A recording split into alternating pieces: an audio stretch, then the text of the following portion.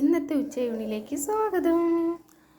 ചോറ്, അയല മീൻകറി, കോവയ്ക്കത്തോരൻ, പിന്നെ ഇത് മുരിങ്ങക്കായ, ക്യാരറ്റ്, ചക്കക്കുരു എല്ലാം കൂടി ഇട്ട് ഒരു മെഴുക്കുവരട്ടി എന്ന് പറയാം.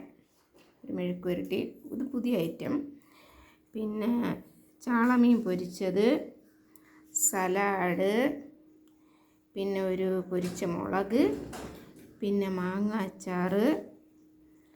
ഇന്നത്തെ വെള്ളം എന്ന് പറയുന്നത് ഇപ്പോൾ ഭയങ്കര ചൂടൊക്കെ അല്ലേ, അപ്പോഴിന്ന് ഉച്ചയ്ക്ക് തണുത്ത വെള്ളം കുടിക്കുകയാണ്.